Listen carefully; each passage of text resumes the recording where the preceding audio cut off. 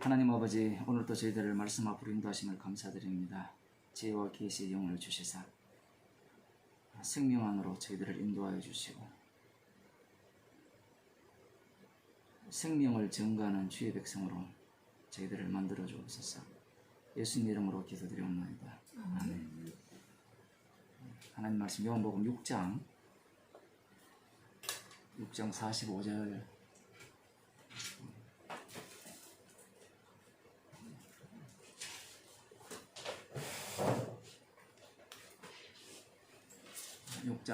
그 41절 이하를 보면 예수님께서 하늘로서 내려온 산떡이라 이렇게 말씀을 하시니까 유대인들이 이제 서로 수근수근거리면서 난리가 났죠. 예수님께서 여기까지 말씀을 안 하셨다면 유대인들의 수군거림은 없었을 겁니다. 문제는 자기 자신이, 예수님 자신이 하늘로서 내려온 산떡이다. 이러한 표현들은 유대인들의 입장에서는 예수님이 자기 자신을 인자라는 거죠. 인자라고 표현을 많이 썼는데 유대인들은 메시아가 어디에서 오는지를 알지 못한다라고 표현을 했잖아요. 그 말의 의미는 메시아는 이 땅에서 태어나지 않는다. 다니엘서 7장에 의하면 하늘로서 내려온다라는 거죠. 하늘로서 내려온 산떡이라 이렇게 말씀하시니까 부모를 우리가 알고 있는데 그 부모가 요셉이고 그리고 마리아인데 그가 어떻게 하늘로서 내려왔다고 하느냐, 말이 되는 소리를 해야 되지 않느냐. 예수님의 말씀 자체가 논리적으로도 사람들을 설득하기에 합당하지가 않습니다. 분명히 마리아에게서 태어났잖아요. 그걸 성령에 의해서 잉태되었다, 거기까지는 그렇다 치더라도 그럼에도 불구하고 마리아의 몸에서 태어났잖아요. 그렇게 태어나셨는데 하늘로서 왔다라고 하면 이게 말이 안 되잖아요. 말이. 복음이라는 자체가 원래 말이 안 되는 이야기예요. 사람의 어떤 지혜와 사람의 말로 뭔가를 이렇게 사람을 설득하고 이해시키는 것이 복음이 아니죠. 예수님께서 뭔가 알아들을 듯이 이렇게 말씀을 하시다가도 갑자기 비약해 버리죠. 표현을 하자면 그 알아듣는 내용조차도, 말씀하시는 것조차도 사람들이 알아듣지 못하는 그런 말씀입니다만은 인간들 입장에서는 이런 부분은 우리가 좀 이해하고 납득이 되지만 그런 부분은 너무 심하지 않느냐 이렇게 생각할 수 있는 거죠. 갑자기 하늘로서 내려온 산떡이라니까 요셉을, 그 부모를 우리가 아는데 지가 지금 어찌하여 하늘로서 내려왔다 하느냐, 이렇게 이제 비아냥된다고 볼 수 있죠. 사실은 이 복음을 전해보면 복음을 전하는 사람에 대해서도 사람들이 이러한 표현을 해요. 막 듣다가도 마지막에는 네가 그러면 예수님 만나봤나? 사투리로 쓰면서 예수님을 만나봤느냐? 만나보지도 않고 어떻게 그런 말을 할 수 있느냐? 이런 말이 이제 마지막 가면 튀어나와요. 예수님께서 이렇게 말씀하십니다. 너희는 서로 수군거리지 말라. 나를 보내신 아버지께서 이끌지 아니하면 아무라도 내게 올 수 없으니 오는 그를 내가 마지막 날에 다시 살리리라. 아버지께서 예수님께로 이끌어 주는 자만 예수님께로 올 수 있다라고 말씀을 하시는 겁니다. 상대가, 예수님의 말씀을 듣는 상대가 지금 예수님의 제자들이에요. 12제자 외에 많은 제자들입니다. 나름대로 예수님을 믿고 있고 따르고 있는 상태예요. 그리고 이들은 유대인들이잖아요. 유대인들이라는 말은 구약 율법에 그리고 그 선지서에 대해서 이렇게 아주 익숙하고 그 말씀에 대해서 너무나도 잘 알고 있는 사람들입니다. 아버지께서 이끌지 아니하면 누구든지 아무라도 내게 올 수 없고 마지막 날에 내가 그를 살린다. 이 마지막 날이라는 이 표현은 종말이라는 표현입니다. 종말. 예수님께서 강림하실 때 그 표현도 이렇게 중첩이 되어 있다고 볼 수 있는데 여기에서 예수님의 말씀은 지금이 마지막 날이죠. 마지막 날인데 지금 너희들이 나에 대해서 요셉의 아들이다. 하늘로서 요셉의 아들인데 어떻게 하늘로서 내려왔다 하느냐. 그러니 저 예수는 정신병자죠. 일종의. 누가 봐도 사람의 몸에서 태어났는데 만일에 우리 자신이 복음을 전할 때 나는 사람에게로 말미암지 않고 하나님께로 났습니다. 이렇게 이야기하면 미친놈이라 하겠죠. 분명히 요한복음에서 혈통으로나 육정으로나 사람의 뜻으로 나지 아니하고 하나님께로 난 자들이 바로 이 구원받은 자들이고 하나님의 자녀죠. 그렇게 성경에 있어도 사람들은 그러한 말을 하기를 되게 꺼려합니다. 왜냐하면 이 발을 땅에 딛고 있기 때문에 땅에서 이렇게 떠 있다라는 것에 대해서는 땅과 이렇게 땅에서 떠버린 본인을 자꾸 이야기하게 되면 상대하고 대화할 게 없잖아요. 땅에 붙어가지고 있어야 대화가 되거든요. 하나님께로 났다라는 것은 인간이 사용하는 그러한 언어 세계에서 그 언어 자체가 모두가 다 예수님의 말씀처럼 부정해버리는 그러한 어떤 위치에 있는 자들이 성도들이거든요. 지금 예수님께서 아버지께서 이끌지 아니하면 아무라도 내게서 올 수 없다 하니까 아버지께서 이끌어 주신다면 온다라는 표현이지만 나중에 보게 되면 예수님이 친히 선택을 합니다. 이건 거꾸로 되거든요. 해석 자체가. 순서는 아버지가 먼저고 아들이 먼저죠. 요한복음 책을 다 읽어보셨으니까 아버지가 먼저고 아들이 후잖아요. 그런데 지금 요한복음에서는 이 성경에서는 아들이 먼저고 아버지가 후가 돼요. 아들에 의해서 아버지가 증거가 된다는 겁니다. 유대인들의 입장에서는 아버지께서 이끌어주면 예수께로 간다 이렇게 들리잖아요. 근데 예수님의 말씀은 그런 의미가 아니에요. 내가 너희들을 택하지 아니하면 내게로 올 수 없다라는 겁니다. 그게 뒤에 나옵니다. 예수님의 말씀 속에서. 왜 그러한가 할 때는요. 이 하나님께서 아브라함을 선택하여서 이스라엘을 만들었잖아요. 유월절 어린 양의 피로 하나님의 아들 이스라엘을 만드시고 그들에게 율법을 주셨단 말입니다. 그래서 그들은 이 하나님의 자기 계시죠. 율법을 통해서 하나님의 자기 계시, 하나님의 일하심을 통해서 하나님이 어떠한 분임을 다 알고 있습니다.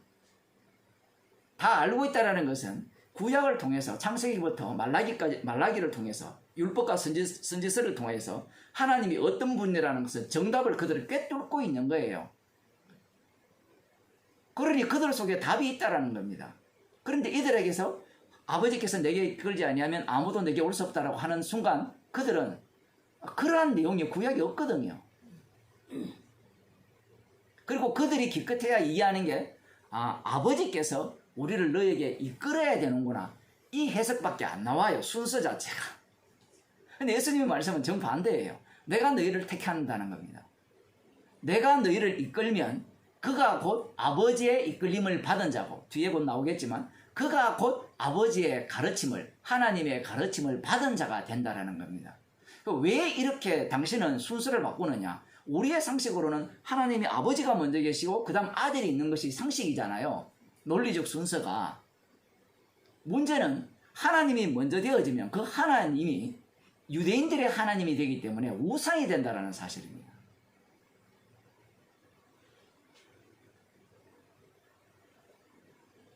인간들이 알고 있는 하나님은 다 그런 개념이에요.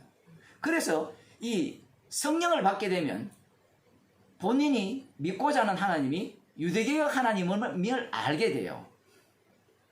아무리 이방인의 석가모니가 되었든 누가 되었든 신이 되었든 천지신명이 되었든 옥황상제가 되었든 뭐가 되었든 간에 성령을 받게 되면 말씀을 통하여서 우리가 알고 믿고자 하는 하나님은 다 원래 우상이었는데 우상이 아닌 하나님은 뭐냐 찾아 들어가잖아요. 창세기부터 찾아 들어가면 진짜 하나님을 발견했잖아요. 성경에. 그 진짜 하나님이 우상이 되는 거예요.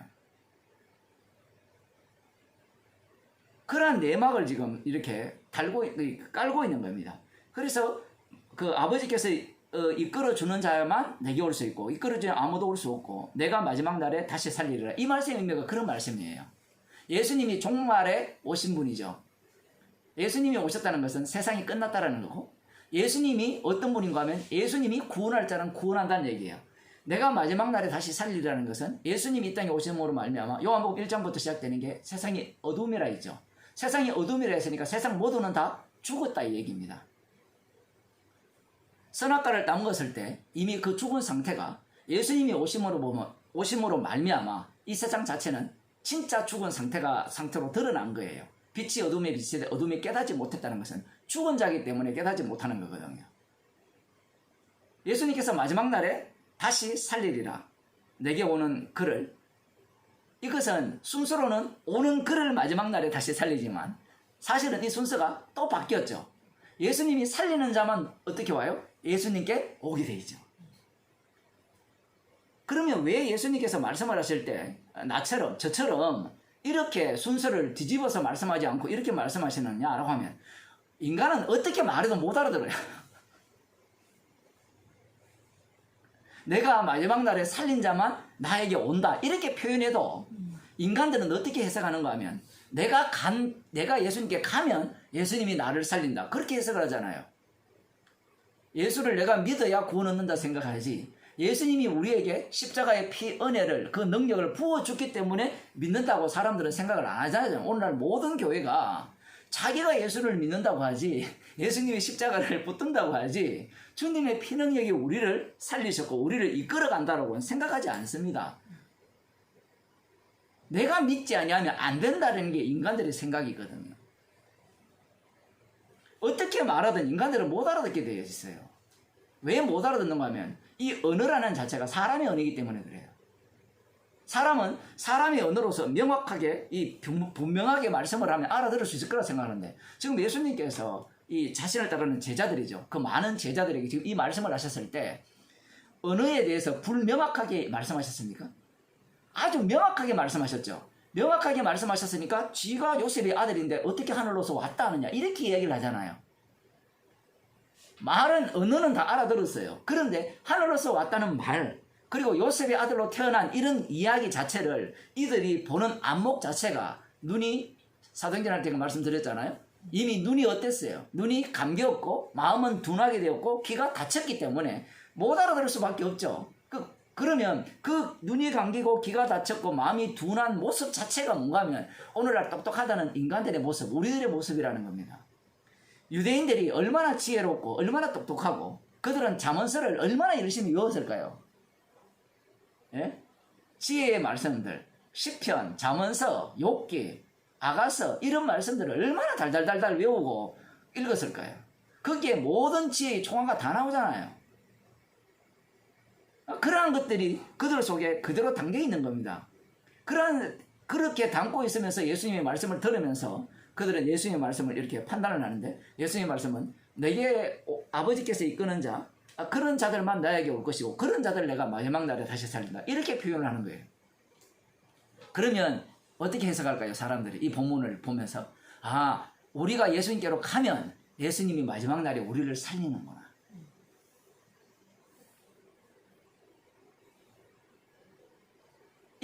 이것밖에 없다니까요.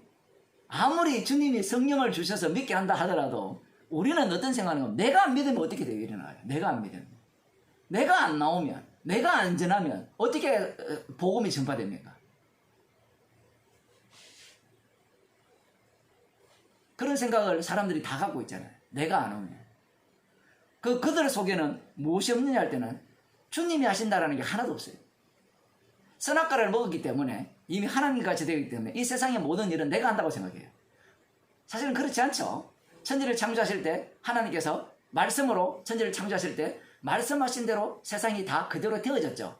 그러하다면 이후의 모든 일들은 말씀대로 되어지는 현장이잖아요.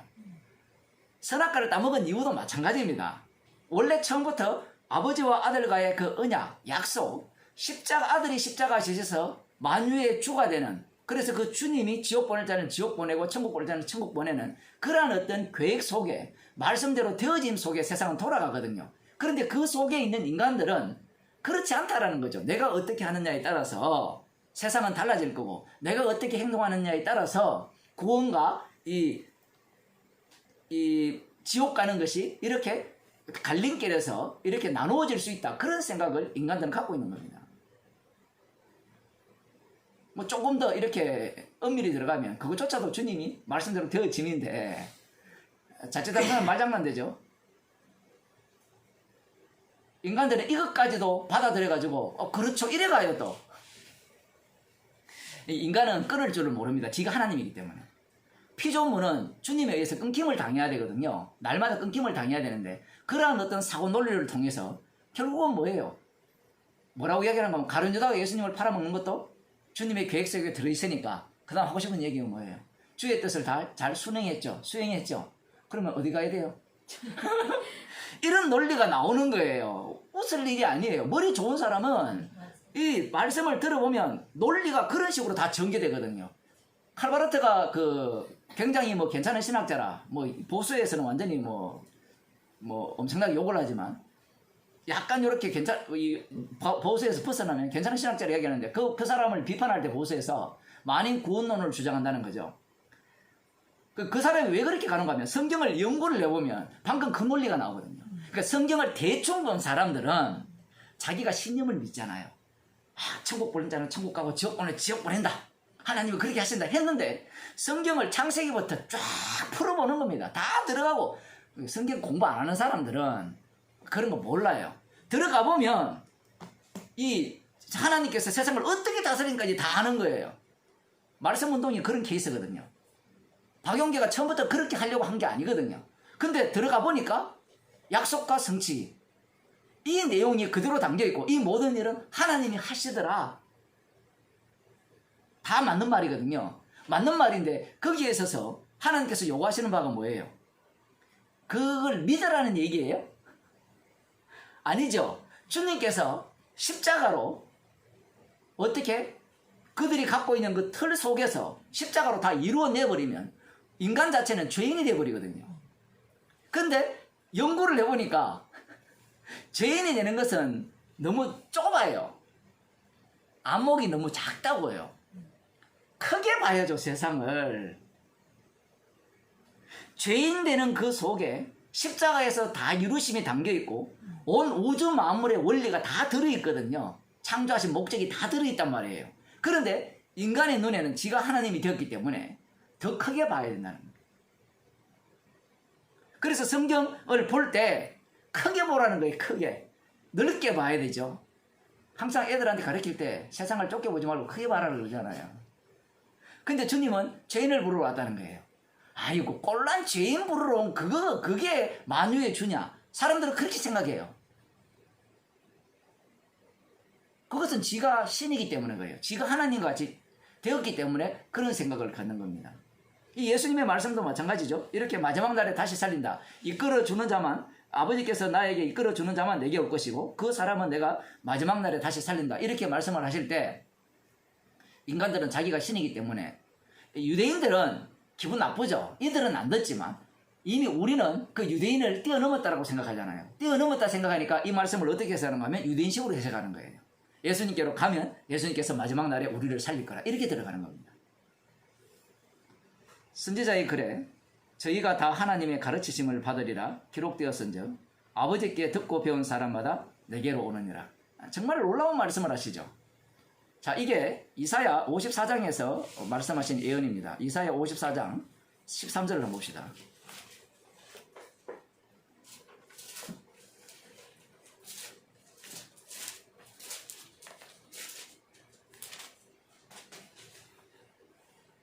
아, 11절부터 보면 너 공고하며 광풍에 요동하여 안위를 받지 못한 자여 보라 내가 화려한 채색으로 무슨 얘기인가 하면 이스라엘 백성들이 바벨론 포로로 잡혀가죠. 그래서 완전히 쫄딱 망합니다. 그들을 향해서 이제 새롭게 그들을 이렇게 만드시겠다. 우리 입장에서 보면 새로운 창조죠. 이스라엘 입장에서 보면 제2 출애굽이고요. 그러한 어떤 말씀을 하시는 것 같은데 한번 봅시다. 안위를 받지 못한 자여 보라 내가 화려한 채색으로 네 돌 사이에 더하며 청옥으로 네 기초를 쌓으며 홍복석으로 네 성첩을 지으며 성류석으로 내 성문을 만들고 내 지경을 다 보석으로 꾸밀 것이라. 꼭 요한계시록 보는 것 같죠? 그죠? 새 예루살렘, 하늘에서 내려오는 새 예루살렘. 요한계시록은 이 이사야 선지자 뭐 이러한 내용들을 그대로 갖고 왔습니다. 그래서 특별한 게 아니에요. 요한계시록이. 사람들은 요한계시록이 특별하다 생각하는데 특별한 게 아닙니다.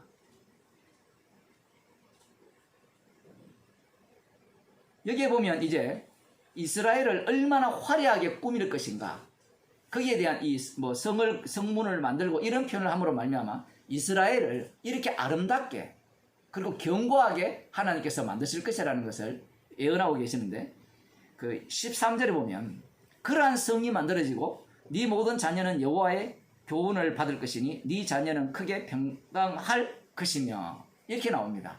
바빌론 포로에서 돌아와서 이제 메시아가 오시면 어떤 일이 발생하느냐 할 때는 이 예루살렘이 어떤 식으로, 예루살렘 성과 성전이 어떤 식으로 만들어지느냐 할 때는 아주 화려하게, 인간들이 꿈꾸는 그러한 어떤 세상을 지금 성경에서 그대로 보여주는 겁니다. 온갖 보석으로 치장한 그러한 어떤 것으로 하나님께서 만들어 주시다고 하면서 그 속에 사는 그 이스라엘 자손들은 인간의 가르침을 받지 않고 여호와의 교훈을 직접 받는다라는 거예요.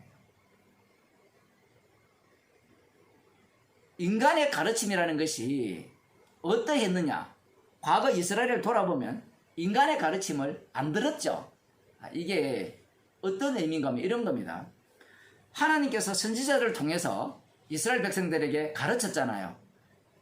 외쳤잖아요. 외쳤을 때 이스라엘 자손들이 그걸 듣습니까? 안 듣습니까? 안 들었죠. 근데 선지자들은 왜 들었어요? 직접 가르쳤거든요. 하나님. 직접 가르치시고 직접 친히 하나님의 말씀을 그 입에 주셔서 말하게 했단 말입니다. 지금 바벨론 포로에서 돌아오면 하나님께서 새롭게 건립할 그 이스라엘, 새 이스라엘이죠. 그 속에 거하는 이 자녀들, 그 이스라엘 자녀들이죠. 그 후손들, 이들은 여호와의 교훈을 직접 받는다는 겁니다. 직접 받으니까 어때요? 모두가 다 선지자 같은 사람들이 되고, 직접 받은 뭐 제사장은 빼야 되겠죠. 제사장은 어차피 개판이 되었으니까 선지자 같은 사람이 되고 말씀에 순종하는 사람이 되니까 그 다음 하시는 말씀이 뭐예요? 뭡니까? 네 자녀는 크게 평강할 것이며, 당연히 평강을 얻죠. 말씀대로 살아가니까. 너는 의로웠을 것이며 학대가 네게서 멀어질 것이며, 당연하죠. 모두가 다 하나님으로부터 지시받은 그 가르침대로 살아가니까, 선지자처럼 살아가니까 그들은 다 의롭게 쓸 거고, 의롭게 쓰니까 당연히 학대가 사라지죠. 지금 이사야 선지자 그 내용을 들어가 보면 이들이 고아와 과부를 얼마나 박해하고 학대를 합니까? 그들이 성경 말씀을 몰라서 그렇게 했습니까? 율법을 다 배워요. 다 가르침을 받아요. 근데 가르침이 누구로부터 오느냐라고 할 때는 제사장들로부터 온 거거든요. 제사장들이 율법을 날려버리니까 하나님께서 누구를 투입시켰어요? 선지자들을 투입시키죠. 선지자를 통해서 그들이 가르쳤음에도 불구하고 듣습니까? 안 듣습니까? 안 들었죠. 그러니 그들은 말씀을 들음에도 불구하고 배움에도 불구하고 그 배운 결과가 어떠했냐 할 때는 고아와 과부를 돌보지 않았습니다. 그래서 출애굽기를 아무리 읽어도, 그 레위기를 아무리 읽어도, 그걸 머릿속에 달달 외워도 그 모든 가르침이 누구의 가르침이냐 할 때는 사람의 가르침이라는 거예요. 사람의 가르침이기 때문에 그들은 그 가르침을 듣습니까? 안 듣습니까? 안 듣죠. 안 들으니까 하나님께서 지금 뭐라고 말씀하시는가 하면 여호와께서 네 모든 자녀의 여호와의 교훈을 받을 것이라, 이렇게 예언하는 거, 말씀을 하시는 거예요. 자, 그러면 유대인들은 이사야를 그냥 다 외운다 하거든요. 그러면 이 이사야 54장에 나오는 이 말씀을 이들이 알까요? 모를까요? 알죠? 그럼 이 말씀을 어떻게 해석하겠습니까? 이미 이들은 율법대로 삽니까? 안 삽니까? 살고 있죠. 율법의 의로는 흠이 없는 모습으로 살아가고 있어요. 살아가고 있기 때문에 지금 이 말씀을 들어보면 자신들은 여호와의 가르침을 받았다라고 할까요? 안 받았다고 할까요? 받았다고 하죠. 해석을 그렇게밖에 못해요. 그 외에 다른 해석이 나올 수가 없습니다. 가르침을 받으면 그 다음 어떻게 되죠? 의롭게 산다 이죠. 뒤에 보면 그 너는 의로 쓸 것이며 의로움으로 쓰니까 하나님의 심판이 있습니까 없습니까? 없고 거기에는 학대가 없고 그래서 그 누가복음 18장에 보면 그 바리새인이 어떻게 기도합니까? 나 1회에 2번 금식하고 소득의 11조를 드리고 뭐 그렇게 했다는 것은 과와 가울부를 돌보고 그러한 일을 다 하는 거예요. 그렇게 하지 않는 게 아닙니다. 왜냐하면 이 이사야 선지자부터 시작해서 고아와 갈부를 돌보라는 얘기가 선지자들이 이 시도 때도 없이 하거든요. 뭐 아모스 선지자도 마찬가지고 그 율법의 정신이기 때문에 너희를 애굽 땅 종되었던 곳에서 인도한 여호와 하나님에 대한 그 말씀에 대한 순종이기 때문에 그래요.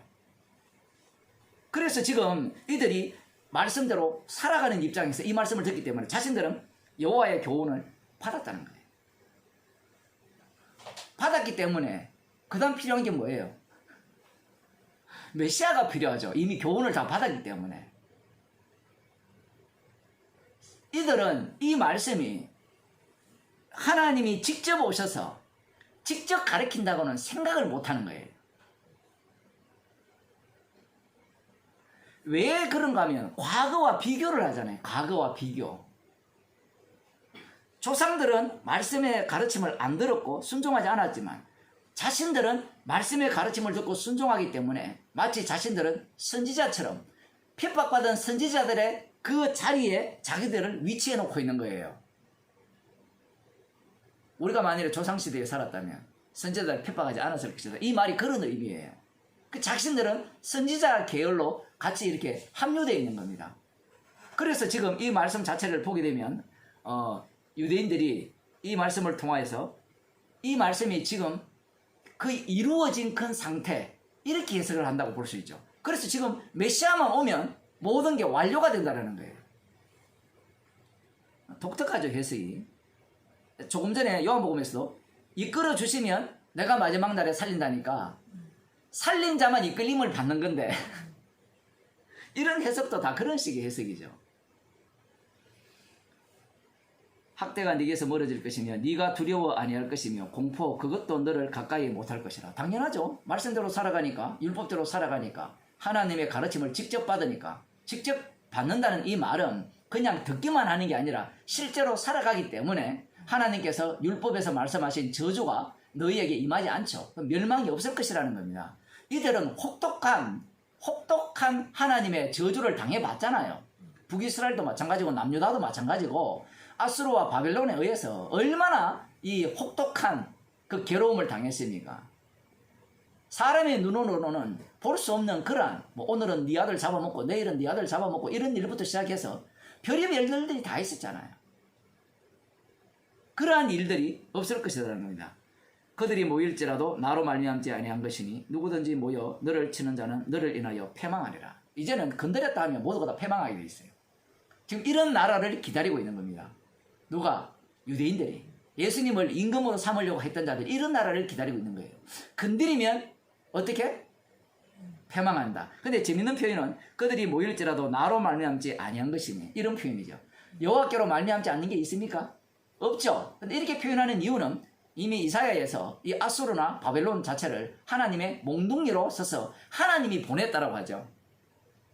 그것은 이스라엘을 치기 위함이잖아요. 왜? 그들은 말씀대로 살지 않았기 때문에. 그래서 치기 위해서 몽둥이를 썼는데 이제는 이들이 스스로 나온다는 겁니다. 물론 배후에는 하나님이 보이시는데 스스로 멸망키 위해서 이 이스라엘을 치려고 온다는 거죠. 독특하죠? 그전에는 이스라엘을 치는 몽둥이로 그들을 동원했다면 하나님께서 친히 보내셨다면 이제는 그들이 이스라엘을 치기 위해서 스스로 와서 멸망당하는 꼴이 된다는 겁니다. 물론 몽둥이로 사용당함으로 말미암아 그 몽둥이가 교만하죠. 교만해져서 결국은 하나님께서 그들을 심판합니다. 물론 그 심판의 모든 출발점은 이스라엘이에요. 지금도 마찬가지죠. 새 이스라엘로 이렇게 지금 만들어졌으니까 새 이스라엘로 제가 표현할게요. 그 유대인들 입장에서는 어쨌든 남은 자가 남자 중심으로 만들어지는 이제 이스라엘이죠. 그 유대 나라입니다. 이미 나머지 11지파는 다 날아갔으니까 유대인들만 남아있으니까 어쨌든 그 나라가 어떠냐 할 때는 그들을 치는 자가 있다면 다 스스로 패망한다는 겁니다. 얼마나 신나는 일입니까? 숯불을 붙여서 자기가 쓸만한 기계를 제조하는 장인도 내가 창조하였고 파괴하며 직멸하는 자도 내가 창조하였은즉 물론 너를 치려고 제조된 기계가 날카롭지 못할 것이라. 아, 정말 놀라운 말씀이죠. 이 창이나 핵미사일을 누가 만들어요? 예? 그 화성에 가는 탐사선을 누가 만들어요? 예? 누가 만들어요? 미사일을 누가 만들죠? 사람, 인간이. 근데 성경에서 뭐랍니까? 창조하는 장인도 내가 창조하였고 파괴하며 진멸하는 자도 내가 창조하였고. 근데 인간들은 뭐라고 합니까? 자기가 만들었다 하죠.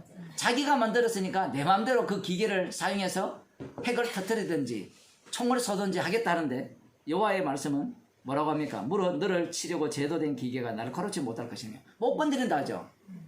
분명히 찔러 죽일 수 있는데 못 건드린다. 유대인들 입장에서 얼마나 신나는 일입니까? 분명히 저쪽에서는 날카로운 창을 만들었어요. 그런데 그걸로 유대인들을 찔러 죽이려고 하는데 그게 앞에 고무로 변했어요. 고무로. 확 찔렀는데 안마 기계로 바뀌었어요. 표현을 하면. 제가 과장하는 게 아니라 성경 말씀이 그렇게 되어 있잖아요. 얼마나 신나는 일입니까? 지금 왜 예수님을 임금삼으로 했는지 그 이유를 말씀드리는 거예요. 그들이 기다리는 메시아 왕국이 하나님 나라가 어떠한지를 지금 말씀드리는 겁니다. 이걸 들어보면 꼭 오늘날 교인들이 기다리는 천국 안 같아요? 맞아요. 어느 누구도 나를 건드리지 못할 것이다 라는 그런 생각.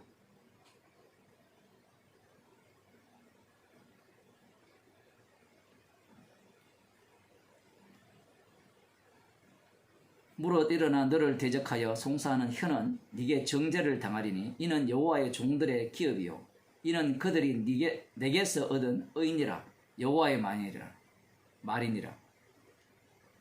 송사하는 혀가 오히려 너로 정죄당한다는, 너로 인하여서 정죄를 당할 것이다. 싸움을 하면 백전백승이라는 거죠. 근데 이들은 여호와의 가르침을 친히 받은다 했죠. 예수님께서 지금 이사야 54장 이 말씀을 지금 인용하신 거예요.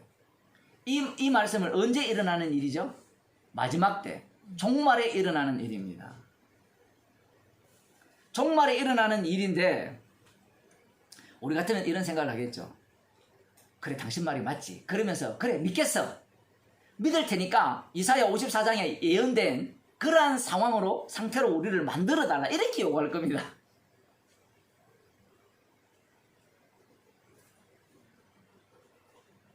유대인들은 지금 예수님을 어떻게 보고 있어요? 요셉의 아들로 보고 있죠. 그러니 아무리 믿으려고 해도 무엇이 그들을 가로막고 있습니까? 말씀이 가로막고 있어요. 말씀이. 이 인자는 하늘로서 구름 타고 오기 때문에 어디에서 오는지 모른다는 거예요. 베들레헴에서 태어난다는 것은 그건 알겠는데 그 왕은 그냥 다윗 왕 같은 사람이고 인자는 구름 타고 와야 돼. 뭔가 이게 매치가 안 되는 겁니다. 그들 입장에서는. 예수님께서는 지금 너희들은 하나님의 가르침을 못 받았다고 하죠. 여기 보면 54절에 다 하나님의 가르침을 받으리라 기록되었은즉 아버지께 듣고 배운 사람마다 내게로 오느니라. 아, 정말 이사야 선지자의 말씀을 이상하게 해석을 하는 거 아니에요? 풀이를. 여기에 보면 네 모든 자녀는 여호와의 교훈을 받을 것이라. 교훈을 받는 자는 예수님께로 간다. 이런 예언이 있습니까? 없습니까?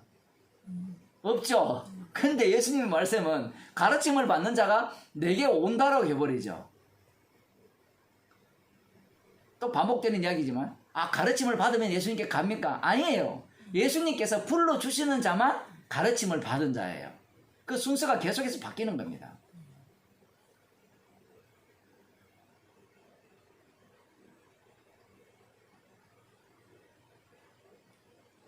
결국은 한번 이렇게 사람들에게 지금 유대인들부터 생각해 봅시다. 유대인들은 하나님의 가르침을 받았다고 생각하잖아요. 말씀대로 살고 있기 때문에. 근데 예수님께 안 가죠. 뭔가 이게 안 맞잖아요. 분명히 이사야 예언은 그 전에 이스라엘이나 북이스라엘이나 남유다가 사람들로부터 가르침을 받아서 제사장들로부터 가르침을 받았고, 뭐 제사장이 뭐 엉터리라 치면 참 선지자들로부터 가르침을 받았는데 안 들었잖아요. 안 들은 상태에서 하나님의 가르침을 받는 자들이 생긴다면 그 다음 나오는 게 뭐예요? 뒤에 나오는 게 진짜 괜찮은 나라 속에서 정말 그들이 바라고 소망하는 그 나라 속에서 나라가 만들어져서 어느 누구도 침공해와도 어느 누구도 자기들을 공격해와도 공격당하지 않고 멸망당하지 않는 어떠한 괴로움과 고통과 그 슬픔이 없는 그러한 나라에서 살 거라는 그러한 기대를 갖고 있는 그 유대인들, 이 이사야 선지자의 이 말씀을 보면서 여호와의 가르침을 받으면, 흔히 우리들이 이 이사야라면서 여호와의 종이 나오잖아요. 여호와의 종이 예수님이라 이야기하잖아요. 메시아인데 메시아께로 가야 된다 이런 생각을 할까요? 안 하죠. 근데 예수님은 하나님의 가르침을 받는 자마다 자기께로 온다는 거예요. 하나님께로 가르침을 받으면 어디로 가야 되죠? 하나님께로 가겠죠. 하나님께 가르침을 받았으니까 이제 제대로 살 거 아니에요. 말씀대로 사니까 하나님과 맞짱 떠야 될 거 아닙니까? 그 맞짱 뜨는 내용이 누가복음 18장에 나오는 세리와 그 바리새인의 기도 중에 바리새인이에요. 맞짱 뜨는 거예요. 하나님 이렇게 살게 해주셔서 감사합니다. 불이 토악, 불이 그 토세, 간음 이런 걸 하지 않게 하심을 감사합니다. 이렇게 나오는 거예요. 그러면 그 속에는 무엇이 깔려 있습니까? 저는 하나님으로부터 친히 가르침을 받았습니다가 깔려 있는 거예요. 그런데 예수님의 말씀은 가르침을 받았다면 하나님 앞에서 바리새인처럼 나 잘났어요. 감사합니다. 잘났어요가 아니죠. 거기에 저는 감사하거든요. 감사. 이렇게 살게 해주셨으면 감사합니다. 그들이 은혜를 안다니까요. 그런데 그렇게 하기 때문에 그들은 누구께로 안 가요? 예수님께로 갈 이유가 없는 겁니다. 그런데 예수님의 말씀은 하나님께로 가르침을 받은 자가 있다면 받았다면 내게로 온다는 거예요. 내게로. 그런데 다시 가봅시다. 보면 이는 아버지를 본 자가 있다는 것이 아니라 오직 하나님에게서 온 자만 아버지를 보았느니라. 이 말씀을 하시는 이유가 있어요. 하나님께로 가르침을 받는 있을 때 아버지를 보았다 뭐 이런 표현을 하는 이유가 마치 그 누굽니까? 미가 선지자가 천상여인을 본 것, 뭐 그러한 어떤 생각을 사람들이 떠올리기 쉬운데 예수님께서 이렇게 말씀하시니까 우리는 그러면 하나님의 직접 가르침을 받아야 됩니까? 라고 이렇게 질문할 거 아니에요. 근데 예수님 뭐라고 하십니까? 갑자기 말꼬리를 확 틀어버리죠. 확 틀어서 뭐라고 합니까? 이는 아버지를 본 자가 있다는 것이 아니라 오직 하나님에게서 온 자만 아버지를 보았느니라. 이 말씀을 하신 이유는 예수님만이 유일하게 아버지를 본 사람이라는 겁니다. 예수님만이 유일하게. 그러면 예수님만이 유일하게 아버지를 보았고 예수님이 유일하게 아버지를 보셨기 때문에 그분이 가르친다는 얘기예요. 지금 본인이 가르친다는 겁니다.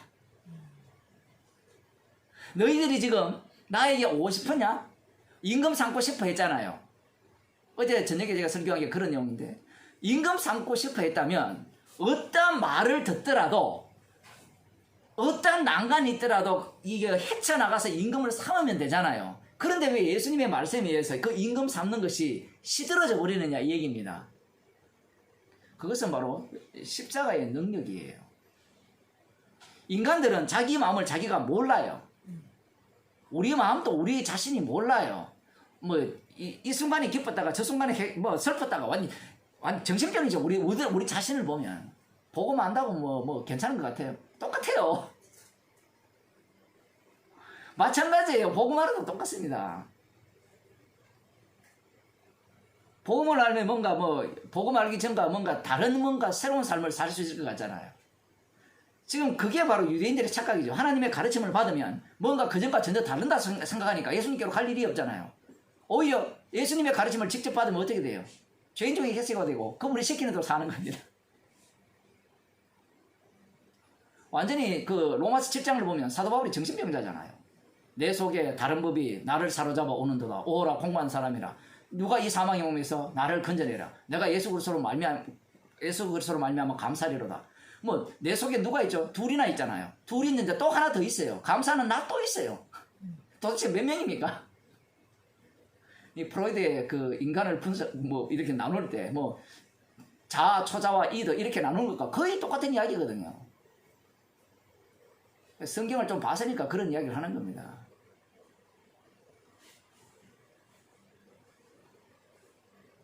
하나님을 본 자는 예수님 뿐이라는 거예요. 이제 더 심각한 문제가 발생했죠.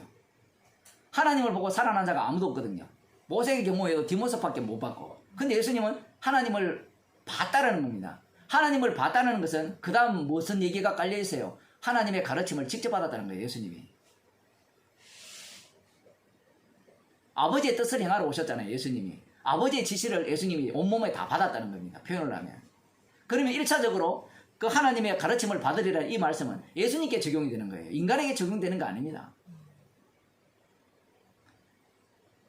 그러면서 예수님께서 이렇게 말씀하십니다.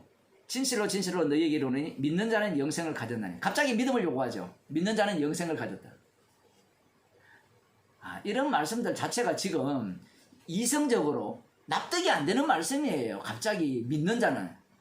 하나님의 가르침을 받는 자는 가르침을 받아서 영생을 얻었다. 이런 논리가 나와야 되는데 제대로 가르침을 받아서, 가르침이라서 교육이잖아요. 말씀을 가르침을 받았으면 그 다음 어떤 일이 일어나죠? 말씀대로 살았다가 나오죠. 그래야 영생이 있다. 이게 이제 논리가 성립이 되잖아요.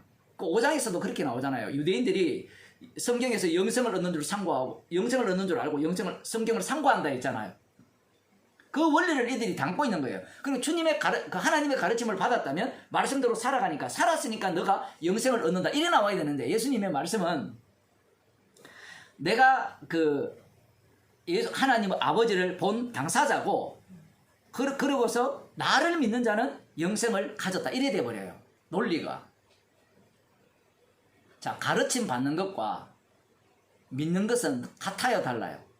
충돌이죠, 지금. 전혀 다른 이야기입니다. 전혀 다른 이야기예요. 지금 제가 이 얘기를 하는 이유가 뭔가 하면 사람들은 이 가르침에 대해서 되게 중요시하죠. 제대로 가르쳐야 된다. 제대로 가르치면 그 다음 뭘 알아요? 진짜 복음을 안다. 진짜 복음을 아니까 어디로 가죠? 영생을 얻는다. 이 논리잖아요. 근데 예수님의 논리는 뭔가 하면 가르침을 받는 자는 어디로 가요? 예수께로 가죠. 그 예수님을 믿는 자가 영생을 얻는다는 거예요. 예수님을 믿는 자가 영생을 얻는다는 말은 이 가르침 자체가 어떤 의미로 다가옵니까? 긍정적 의미가 아니라 부정적 의미로 다가오는 거죠. 가르침을 받았다면 십자가 앞에서 죄인이 되는 거예요. 이걸 마태복음에 나오는 인자가 의인을 부르러 온 것이 아니라 죄인을 부르러 왔다 했잖아요. 그 죄인들이 예수님께 나와왔잖아요. 세리와 장기가. 그들이 나왔을 때 그들은 하나님의 가르침을 받은 자입니다. 그러면 이사야서에 의하면 가르침을 받았다고 했을 때 뭘 가르침을 받았어요? 유대인들의 해석법은 율법으로 가르침을 받았고 하나님의 법의 가르침을 받았을 거 아니에요. 그 가르침을 받은 게 맞죠? 율법은 예수님에 대해서 증거하니까 그 가르침을 받은 거예요. 논리 자체가. 이러한 지식이, 가르침을 받았다는 것은 지식이 축적이 되잖아요. 그것을 인하여서 예수님께 나아간다는 얘기가 아니에요. 이 하나님의 가르침은 오히려 인간들이 이해하는 가르침을 완전히 부정해버립니다. 하나님의 가르침 자체가. 그런 게 어디 있습니까? 지금 여기 계속 나오잖아요. 예수님께서 지금 제자들에게 3년 동안 열심히 가르치시잖아요? 가르치는데 그 가르침이 그들을 구원합니까? 이게 신기하죠? 예수님이 직접 가르쳤잖아요. 하나님의 말씀을. 직접 가르치면 완벽한 가르침이죠. 우리들이 복음을 전할 때 예수님보다 더 잘 가르칠 수 있어요? 예? 저도 목사지만, 뭐 강의를 듣는 목사님도 계시겠지, 목사님도 계시지만, 더 잘 가르칠 수 있습니까? 그래 가르쳤다 칩시다. 그럼 구원이 돼요? 예수님도 구원 못한 걸 우리가 어떻게 구원합니까? 말이 되는 소리를 해야 될 거 아닙니까? 진짜. 근데 인간들은 자꾸 자기가 말씀을 제대로 알아서 가르치면 구원시킬 수 있다라는 생각을 가져요. 자, 이게 재밌는 게 그렇게 가르치면 그거 플러스 성령의 역사다 이렇게 들어가는 거예요. 논리가.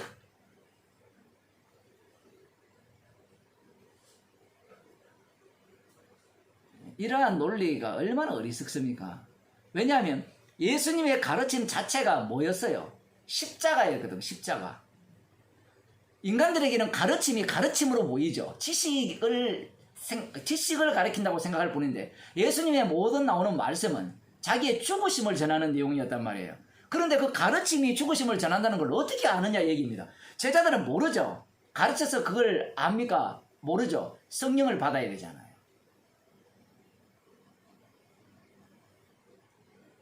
(3년이) 아니라 30년, 300년을 예수님이 직접 가르쳐도 구원 못 얻습니다. 왜냐하면 구원이라는 자체는 십자가 피에서 나오기 때문에 그래요. 그 이유는 구원은 십자가의 피 능력을 증거하기 위한 구원이기 때문에 그래요.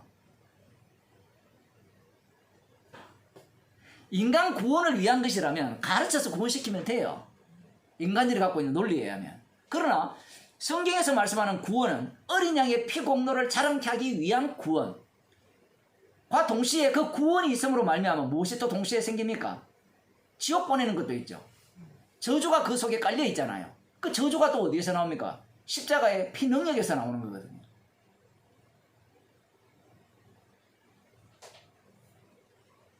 믿는 자는 영생을 가졌나니 내가 곧 생명의 떡이로다. 내가 생명의 떡임을 믿는 자는 영생을 가졌다. 인간들이 이런 말씀을 하면 신나죠. 영생을 소유하고 싶어 하잖아요. 믿는 자는 영생을 가졌다니까. 그러니까 이 헬라어 단어 뭐 연구하는 자들은 영생을 가졌다. 그래 맞아. 영생을 가지는 거야. 가졌다고 생각하니까 뭐가 됩니까? 그 다음부터는 지자들아 따가 나오죠. 예수님께서 말씀을 하실 때 인간이 사용하는 그 용어, 인간이 갖고 있는 그 의식 구조를 다 알고 계세요. 그래서 이렇게 말씀하심으로 말면 노골적으로 표현 이런 겁니다. 지옥 갈 자는 지옥 가라 얘기예요. 말씀 자체가 이제 심판의 기능을 하기 때문에. 지옥 갈 자는 어떻게 지옥 가는가 하면 예수님이 생명의 떡이라니까, 예수님의 생명의 떡이니까 우리가 믿습니다. 그러니까 나는 영생을 뭐 했어요? 그 다음 소유했습니다. 그럼 나 구원받았네. 그래서 나 구원받았네, 너 구원받았네, 우리 구원받았네, 이렇게 노래 부르고 놀고 이렇게 있는 거예요. 구원파가 그런 거잖아요. 다. 어떻게 생명의 떡을 믿어야 되느냐? 어떻게 믿어요? 생명의 떡을 믿으려면 어떻게 해야 되죠? 제대로 성경을 배워야 되죠.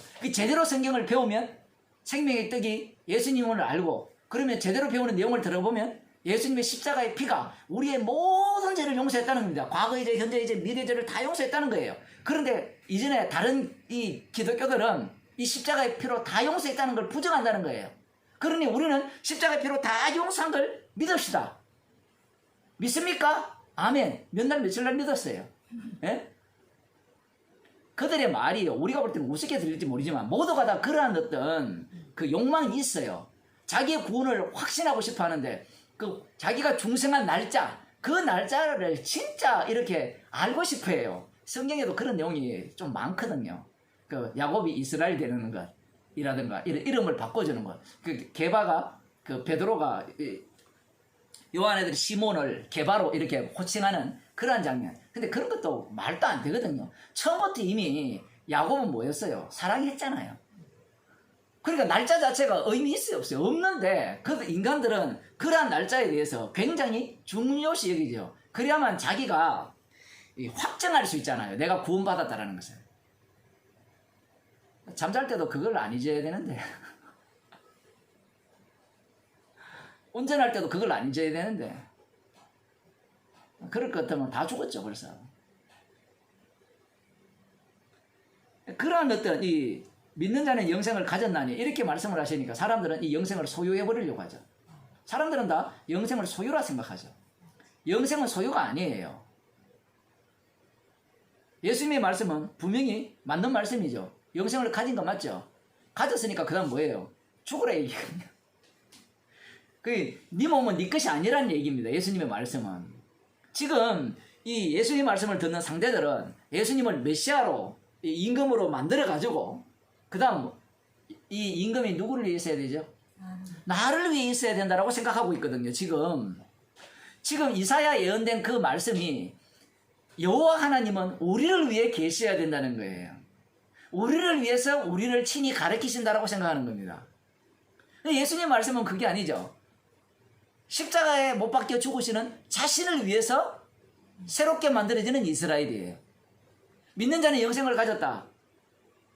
용어는 그렇게 들어가지만 분명하죠. 영생을 가졌으니 네 몸은 네 것이 아니고 예수님의 소유죠. 그러면 예수님을 위해서 너는 죽어야 된다 이 얘기입니다. 우리 죽고 있잖아요. 조금만 기다리세요. 아직 코로나 안 걸려가 안 죽었지만 얼마 안 남았죠, 그죠? 예? 배집사님 얼마 안 남았죠? 예? 영원할 것 같죠? 우리는 그렇게 뭣도 모르고 그렇게 생각하잖아요. 성도는 미리 앞당겨서 날마다 주께서 죽이시죠. 그 십자가 사건 속에서. 그러면서 50절에 이렇게 말씀, 49절 봅시다. 너희의 조상들은 광야에서 만나를 먹었어도 죽었다라는 겁니다. 만나를 먹었어도 죽었다라는 거예요. 이 만나를 말씀을 하실 때 두 가지로 말씀하세요. 먹고 죽었다, 먹고 영생한다. 이 두 가지를 동시에 예수님이 말씀하시는 거예요. 제가 이런 얘기를 하는 이유는 자꾸 성경에서 사람은 하나의 원리를, 하나의 진리를 끄집어내려고 하는데 성경은 말씀은 우리가 포착할 수가 없어요. 말씀은 우리를 장악하고 그 말씀대로 이루어짐 속에 우리를 집어넣지. 자꾸 이렇게 이 가르침, 뭔가 그러한 것들을 떠올리니까 제대로 된 그 해석을 하고 제대로 가르치면 구원을 얻지 않겠느냐. 구원을 얻는 게 아니고 구원을 확신하죠. 들어보니까 다 동의가 되니까 뭐 그렇게 하셨다면서요. 한 4년 정도 계속 들어보니까 맞는 말만 하고 믿으면 되고 확신만 하면 되고 다 그런 얘기잖아요. 논리가. 진짜 설교는 그렇게 해야 되죠. 이거 안다고 천국 가는 게 아닙니다. 이거 알아서 아니까 지옥 가는 거예요. 거꾸로. 십자가의 피 능력이 우리를 구원하는 거지. 그러면 그럴 것 같으면 왜 설교합니까? 또 그렇게 질문하잖아요. 그 복음의 원리를 전혀 몰라서 그래요. 당신은 그럴 것 같으면 왜 설교합니까? 왜 지금 여기 이렇게 복음을 전하고 유튜브에 왜 올립니까? 주님이 다 안 믿게 하면. 그 말 튀어나오라고 하는 거예요. 받은 게 없기 때문에, 받은 게 없는 자는 항상 자기의 가치, 자기의 행동의 가치를 계속해서 내세울 수밖에 없습니다. 마치 예수님을 지금 따라서 예수님을 메시아로 이렇게 옹립하려는 이들처럼. 그런데 갑자기 예수님께서 전혀 알아듣지 못하는 내가 하늘에서 온 산떡이다. 나를 믿는 자는 영생을 가졌다. 이렇게 말씀하시니까 듣는 자들이 갑자기 불쾌한 거죠.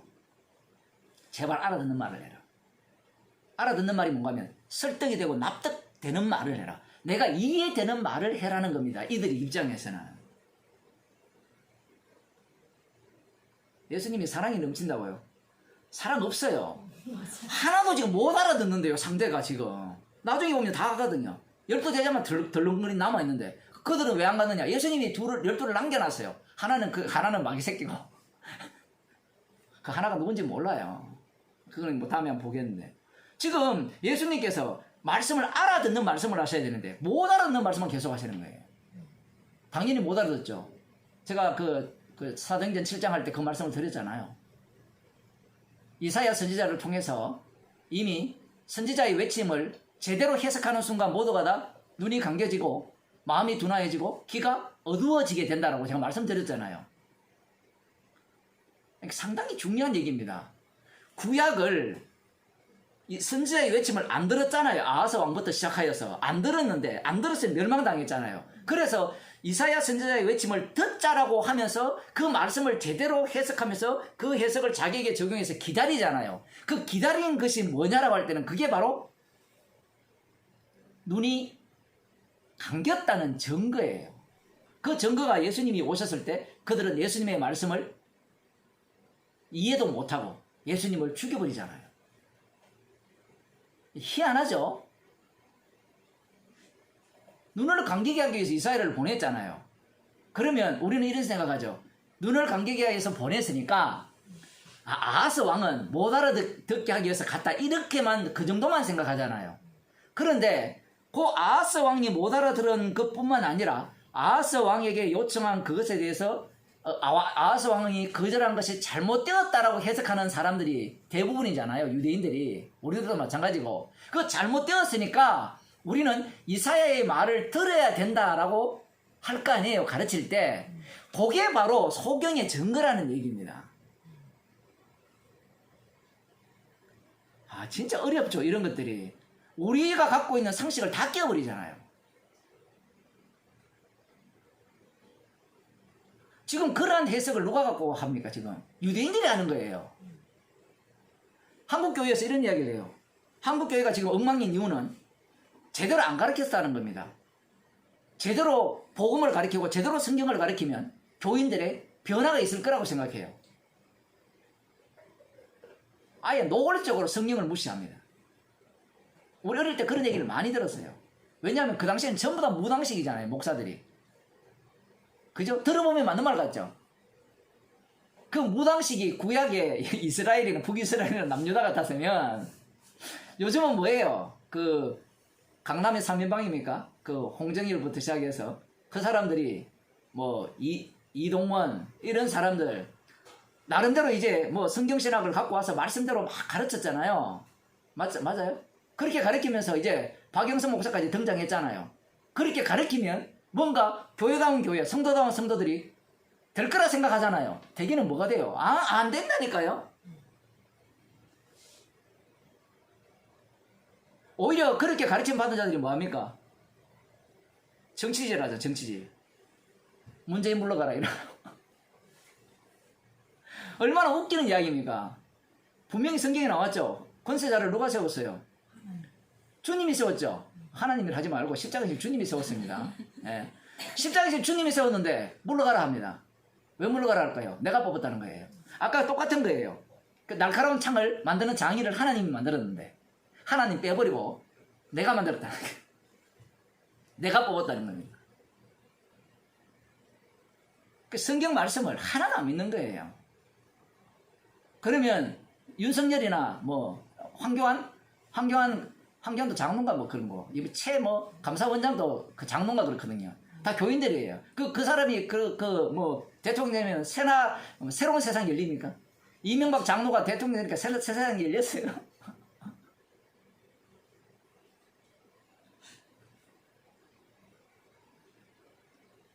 말씀대로 배우면 된다. 말씀대로 가르쳐서 뭐 성도들을 제대로 교화하면 그 복음을 알 것이다.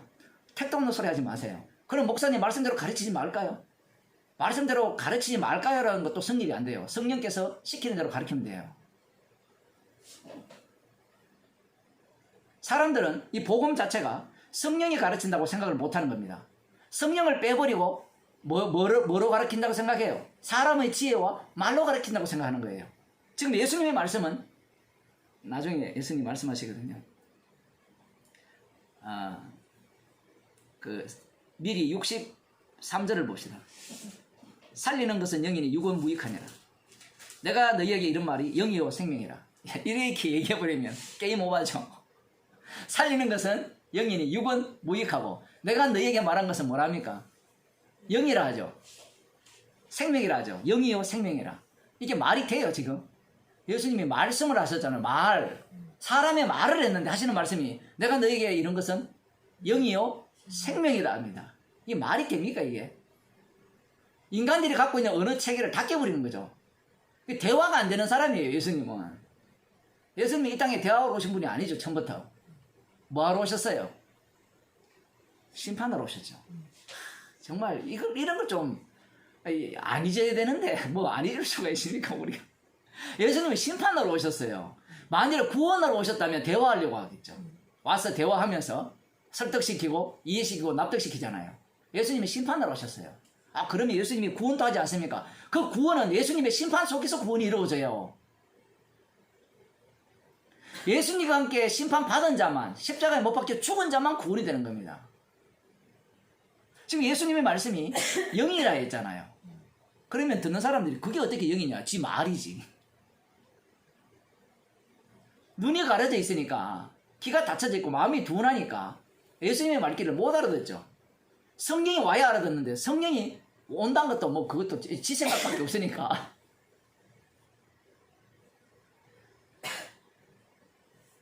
사람으로 하여금 먹고 죽지 아니하게 하는 것이니라. 누가 이는 하늘로서 내려오는 떡이니 이는 누군가 예수님 자신을 이야기하는 거예요.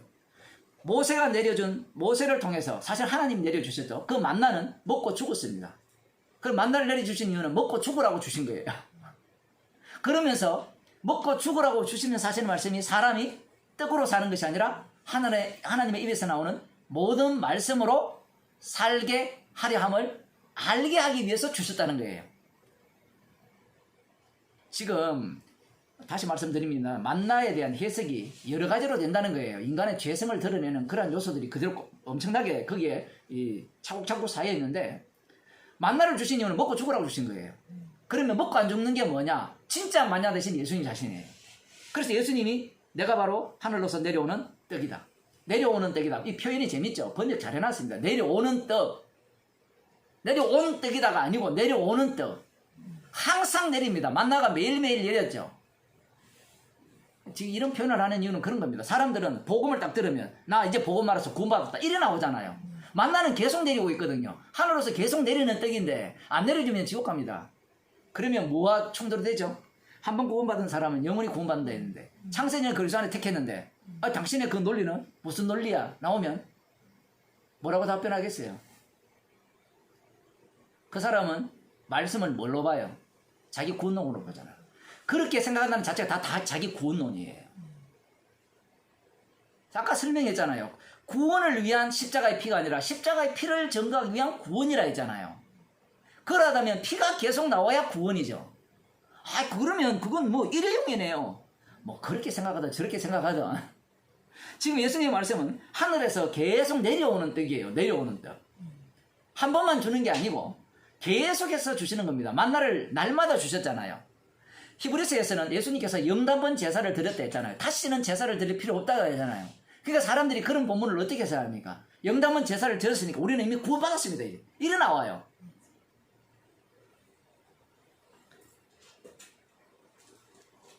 구원받았습니다. 또 뭘로 가버렸어요? 자기 구원론으로 가버렸죠. 주님이 항상 자기 백성 가운데 살아계셔서 친히 인도하심이 날아가 버리죠. 친히 인도하신다는 말씀을 달리 표현하면 날마다 내리신다는 거예요. 떡을 계속 내리십니다. 잘 때도 내려주세요. 우리가 인식 못해도 내려주시기 때문에 그리스도 안에 있는 거예요. 근데 인간들은 이 계속 내려오는 떡을 제거해버리려고 하거든요. 자기 구원에 미치기 때문에. 그래야만 이 한 번 구원이 영원한 구원이라는 이 논리를 갖고 와야만 내가 내 마음대로 살 수 있거든요. 보장이 되어 있잖아요. 구원이 보장되니까 그 다음부터는 어떻게 살죠? 다시는 자기를 위해 살지 않고 주를 위해, 자기를 위해 죽은 자를 위해 살게 하느라, 이 말씀을 완전히 칼로 만두제레가 날려버리고, 야 이제는 구원 얻었으니까 이제는 진짜 본격적으로 나를 위해 살아보자, 이래 나오는 거예요. 논리가.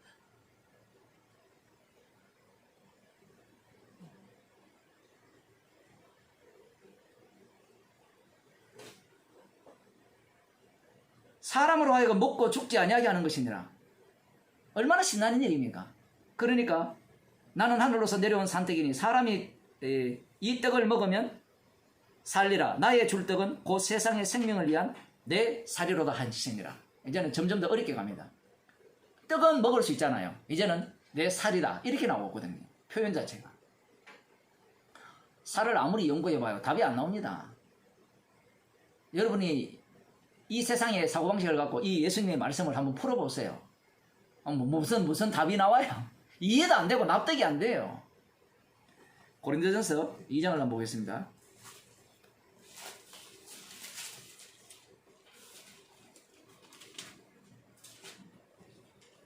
형제들아, 내가 너희에게 나아가 하나님의 증거를 전할 때에 말과 지혜의 아름다운 것으로 아니하였나니 내가 너희 중에서 예수 그리스도와 그의 십자가에 못 박히신 것 외에는 아무것도 알지 아니하기로 작정하였습니다.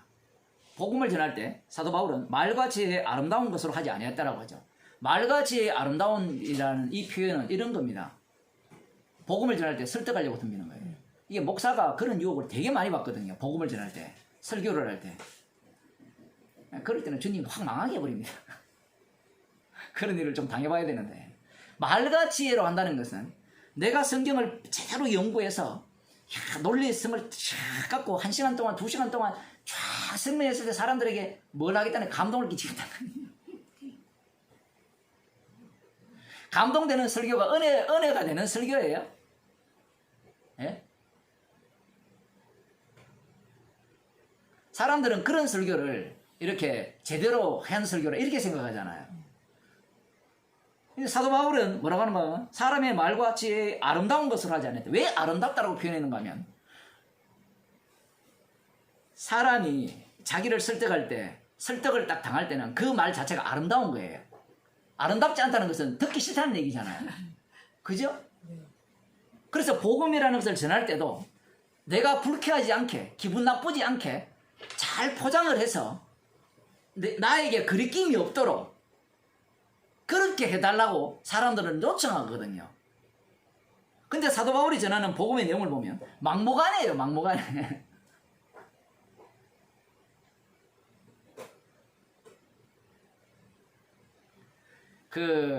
우리가 사도행전 7장을 봤으니까 서대관 집사님의 설교를 한번 보세요. 그게 사람의 말과 지혜입니까? 사람의 말과 지혜라면 이렇게 해야 되죠. 남들이 알아들을 수 있도록 이야기를 해야 돼요. 그런데 내용은 다 알아듣는 얘기예요. 다 아는 이야기예요. 그런데 그 속에 무엇을 집어넣어 버립니까? 십자가를 집어넣으니까 너희들은 우상숭배자다 이렇게 가버려요. 그리고 성전은 이 성전은 성전이 아니고 예수님의 몸이 참 성전이다 이렇게 하잖아요. 그게 아름다운 말이 안 되죠. 아름다운 말이라는 것은 듣는 상대가 듣기 좋아야 돼요. 듣기 좋을 때 사람들이 동의를 할 거 아니에요. 사람들이 그런 말을 많이 하거든요. 복음을 전할 때도 말투를 부드럽게 해달라. 안 그래도 어제 어떤 분이 제가 그냥 막 살고 뭐 이렇게 살아 이러니까 목사님 그렇게 표현하지 마시고 되어지는 대로 산다라고 표현하면 어떻겠습니까? 제가 이게 영상으로 하니까 정확하게 안 들려가지고 제 입장에서 하는 얘기예요. 그분이 그렇게 말한 것은 아닌 것도 같고요. 그래서 사람들이 그런 말을 하거든요. 괜찮아요. 그런 마음 있는 분은 그렇게 하면 돼요. 그렇게 표현하실 분들은 그렇게 해도 돼요. 표현에 있어서는 정답이 없기 때문에. 그런데 그렇게 한다고 해서 구원이 될까요? 복음이 전파될까요? 그렇지 않아도 인간은 지가 신인데 존중해주면서 복음을 전하면 어떻게 신사적으로 어떻게 대합니까? 그래 당신의 이야기를 들어보니까 당신의 이야기가 맞는 거 같으면 나 안 받아들이겠다 이렇게 나오죠. 돌 안 듭니다 그런 사람들. 그래서 그런 경우가 있어요. 복음을 전할 때 자기 정견 발표하는 사람들이 있어요. 나는 이렇게 생각합니다. 그러면요 상대가 하나도 불쾌하지 않아요. 내 견해니까. 나는 이렇게 생각하니까 당신은 어떻게 생각할까? 달라요? 다르면 그러면 우리 헤어집시다. 이래 나오거든요. 그런데 이 복음을 전하는 사람들은 나는 내 견해는 이렇다 아니라 이거 아니면 지옥 갑니다 얘기해요. 이것만이 유일한 생명이라는 거예요. 그러니까 대화할 수 있는 여지가 없죠. 서로가 이렇게 뭐 양보하고 밀고 당기고 이할 여지가 없는 거예요. 말같이 아름다운 말로 하지 않았다는 것은 처음부터 이 복음 자체가 못 알아듣는 얘기거든요. 고린도 교회가 어떠한지 알죠? 혹시 코로나 풀리면 돈 좀 버시면 한번 여행 한번 가보세요. 고린도도 한번 가보시고 아테네에 가서 아레오바각에 올라가도 한번 가보시고. 저 올라가 봤거든요. 아무것도 없습니다. 돌덩이 하나밖에 없는데 뭐 이스라엘도 한번 가보시고. 거기가 어떤 곳입니까? 우상숭배지고 그 위에 보면 옛날에 보면 다 뭐라 합니까? 이름이 생각나네 갑자기 단어가. 그 산 위에 항상 그 신전들이 있고 그곳에는 창녀들이 있고 완전히 뭐 그 당시에 번영한 도시니까 개판이잖아요. 근데 그 속에 복음이 들어갔으니까 어떠하겠어요 상황 자체가. 그리고 나름대로 지식이 있는 자들도 있을 거고요. 물론 성경에 보면 너 우리 중에 지혜 있는 자가 많지 않고 이렇게 표현을 하잖아요. 고학력자가 적다는 거죠. 그 말은 복음 앞에 서버리면 고학력자고 뭐고 다 무식한 자가 되기 때문에 어쨌든 지금 이 사람의 지혜와 말로 하지 않으냐고 그 다음 나오는 게 내가 너희 중에서 예수 그리스도와 그의 십자가에 못 박히신 것 외에는 아무것도 알지 아니하기로 작정을 안 하나. 아는 것은 딱 뭔가 하면 예수 그리스도의 십자가에 못 박히신 것. 요거 이야기를 하는 거예요. 근데 여기에 안다라는 이 표현도 이 이야기를 하는 순간 인간의 모든 지혜가 뭐가 돼버립니까? 악이 되고 무시가 되는 거예요. 예수 그리스도의 십자가에 못 박히신 것 이게 외에는 알지 않기로 했다는 것은 어떠한 인간의 지혜와 지식 이 말도 부정당하는 겁니다. 좀 더 봅시다. 내가 너희 가운데 거할 때에 약하며 두려워하며 조금 더 얘기하면 요것밖에 알지 아니하기로 작정했다 하죠. 이게 성도의 본 모습입니다. 예수 그리스도 십자가에 못 박히신 것 외에는 알지 않기로 작정해야 되죠. 성경을 많이 알아가고 연구하는 것도 마찬가지입니다. 그것은 예수 그리스도의 십자가 외에는 알지 않기로 작정한 내용 속에 들어가야 되지. 이 작정한 것보다 더 넓은 뭔가 아까 제가 처음 시작할 때 뭐 애정과 뭐 약속과 성취 이런 교리들을 쭉 해가지고 더 넓은 규모로 마음을 넓혀서 세상을 보고 성경을 보는 그러한 얘기를 하는 게 아니에요. 이 사도 바울은 소가지가 좁아도 너무 좁죠. 십자가에 못 박히신 것 외에는 알지 않겠다라고 이야기하잖아요. 작정하고 덤벼드는 겁니다. 그러면 대화의 여지가 있어요? 대화의 여지가 없어요. 예수님도 마찬가지잖아요. 예수님이 영을 받았으니까 사도 바울은 당연히 예수님을 닮아가는 거죠. 그러면서 이렇게 말합니다. 내가 너희 가운데 거할 때 약하며 두려워하며 심히 떨어노라. 내 말과 내 전도함이 지혜의 권하는 말로 하지 아니하고 다만 성령의 나타남과 능력으로 하여 너희 믿음에 사람의 지혜에 있지 아니하고 다만 하나님의 능력에 있게 하였노라. 지금 왜 이런 표현을 하는가 하면 약하며 두려워하며 심히 떨어노라 이렇게 표현한 이유가 복음이라는 자체가 십자가의 능력, 주님이 살아계셔서 친히 복음을 전하잖아요. 그런데 자기가 너무 뭐랍니까? 약하지 않고 나 이렇게 말씀을 알아 뭐 이러한 모습, 그러한 모습으로 나타난다면 그건 아니죠. 자, 이렇게 이야기하니까 그러면 우리는 약하며 두려워하며 심히 떨어야 됩니까? 이래 질문할 거 아니에요.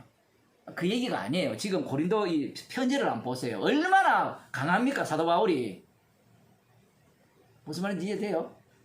강하잖아요. 지금 이 메시지 자체가 십자가 복음을 전하기 때문에 약하고 떨고 두려웠다 이 얘기입니다. 십자가 복음 앞에는 외형적으로 약하고 떨며 두렵고 물론 그것도 들어갈 수 있지만 지금 이 내용을 들어가게 되면 사도 바울이 복음을 전할 때 담대하죠. 두려움이 없죠. 굉장히 강하잖아요. 일체 양보도 없잖아요. 십자가 복음을 전하기 때문에 이러한 모습이 나오는 거고 그 다음 봅시다. 다만 성령의 나타남과 능력으로 하여 너희 믿음이 사람의 지혜에 있지 아니하고 다만 하나님의 능력에 있게 하려 함이라. 십자가 복음만 전했다는 얘기입니다. 표현을 하면. 그렇지 않고 설득하고 납득시키고 이해시키는 그런 방식이 아니에요. 왜냐하면 구원이 믿음이 사람의 지혜에 있지 않기 때문에 그래요. 그런데 오늘날 교회는 다 이 믿음이 사람의 지혜로 다 바꿔치기 다 당했습니다. 말씀을 제대로 가르치고 이걸 믿으면 받아들이시면 구원을 얻습니다. 이렇게 흐른단 말이에요. 논리 자체가. 진리를 아는 것이 구원이 아니에요. 그래서 살리는 것은 영이니 유고무익하고 예수님의 말씀은 영과 생명이라 했잖아요. 그러면 우리는 또 이렇게 생각하죠. 네가 말하는 게 영인지 육인지 어떻게 분간하느냐 이걸 또 따지려고 하죠. 네? 사도 바울이 지금 이렇게 말함으로써 내가 말하는 게 영이라는 거잖아요. 그러면 영과 뒤에 나오거든요. 성령을 받은 자끼리만 통용이 되는 지금 언어를 사용하는 거예요. 성령을 받은 자끼리. 근데 꼭 성령 못 받은 자가 뭐라고 하는가 하면 네 말이 영인지 육인지 분별해달라는 거예요. 이게 알려달라는 겁니다. 영과 육을 볼 줄 모르니까 그걸 요청하는 거죠. 근데 우리에게도 그런 유혹이 있잖아요. 내가 전하는 복음이 영의 말씀이기를 바라고 그저 육의 말씀이 아니기를 바라잖아요. 자꾸 그런 생각을 갖는 이유가 자기가 하나님이기 때문에 그래요. 귀신 쓰여서 그런 겁니다. 귀신 쓰인 자들의 특징이 뭔가 하면 자기가 분별을 하려고 하죠. 정인이 되면 되는데 사도 바울은 지금 정인을 하고 있고 증거를 하고 있고 이 증거를 받는 자가 역시 성령으로 지금 여기 뒤에 나오거든요. 사람의 마음은 사람만 알지 짐승은 모르잖아요. 그러면 이 하나님의 사람은 하나님의 사람만이 하나님의 사람의 말씀을 알아듣게 되죠. 왜? 그 속에는 누가 계십니까? 주님이 함께 살고 계시잖아요. 성령이 함께 계시기 때문에 성령께서 성령의 교통 속에서 서로가 교제하고 있는 거죠. 복음을 전하고 있고.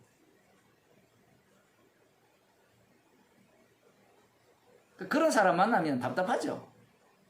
당신의 설교가 0입니까? 6입니까? 0이라고 하면 뭘 할 거고 6이라면 뭘 할 거예요, 상대가. 그러나 우리가 온전한 자들 중에서 지혜를 말하노니 왜 이 말씀을 하시는가 하면 이미 그리스도 안에 있는 자들은 온전한 자들입니다. 그 온전한 자들은 그리스도 안에서 이미 영화롭게 된 자들이기 때문에 이것은 이 본인의 어떤 모습을 이야기하는 것이 아니라 그리스도 아니라는 것을 두고 이야기하는 거예요. 그래서 온전한 자들은 이 지혜를 말하는데 이는 이 세상의 지혜가 아니요 또 이 세상에 없어질 관원의 지혜도 아니라는 거예요. 아니 말하는 거 보면 다 이게 뭐 그 당시에 코인이 헬라어로 썼든지 뭘 썼든지 다 사람의 말로 해놓고 하는 말이 이게 사람의 지혜가 아니라 이렇게 이야기하니까 대화가 됩니까? 그 사람들이 헷갈리는 거죠. 어떻게 헷갈립니까? 이렇게 얘기를 하니까 이 성경을 제대로 풀어내면 이 사람의 지혜가 아니라 하나님의 지혜를 풀 수 있다. 이래 들어가거든요. 논리 자체가. 성경은 무시해도 진짜 개무시하는 거예요. 김용옥이라는 이런 사람들은 이걸 모르는 거예요. 이 말씀이 영의 말씀인 걸 몰라요. 예수님이 육을 입고 왔잖아요. 육신을 입었잖아요. 피도 흘리셨잖아요. 예수님이 육입니까? 영입니까? 영이죠. 그 말귀를 못 알아듣는 거예요. 무슨 말인지. 말씀도 마찬가지죠. 말씀이 영의 말씀이죠. 근데 그들이 이 말씀을 뭘로 봐요? 지 눈에 보이니까 육의 말씀으로 보죠. 소경이니까 그렇게밖에 못 봐요. 귀가 다쳤고 마음이 둔화해졌기 때문에 그렇게밖에 그 외에는 달리 볼 재간이 없습니다. 인간에게는. 또 이 세상에 없어질 관원의 지혜도 아니요. 이 세상의 지혜는 없어지는 겁니다. 왜 이런 표현을 하는가 하면요. 인간이 성경 지식을 갖고 구원을 얻다 해도 그 지식이 죽을 때 갖고 갑니까? 못 갖고 가죠. 앞당겨서 치매 걸리면 그 지식이 다 날아가잖아요. 저도 아마 치매 걸리면 유행가만 부를지 모르고 욕설만 할지 몰라요. 아무도 예상 못합니다. 그건. 맞죠? 내 몸이 내게 아니기 때문에 그래요. 내가 주인이 아니잖아요. 그렇지 않습니까? 주님께서 이 몸을 어디로 내어줬습니까? 악령에게 내어줘가지고 마귀의 종으로 살다가 그 속에서 주님 증거하게 하다가 죽이시잖아요. 그리스도의 것이니까 우리는 이 마귀가 더욱더 활동을 하게 돼 있죠. 그래야 피가 나오고 십자가의 용서하심이 이 몸에서 나올 거 아니에요. 없어질 지혜라는 겁니다. 없어질 지식. 그 지식을 인간들은 생명이라 생각하는 거예요. 계속해서.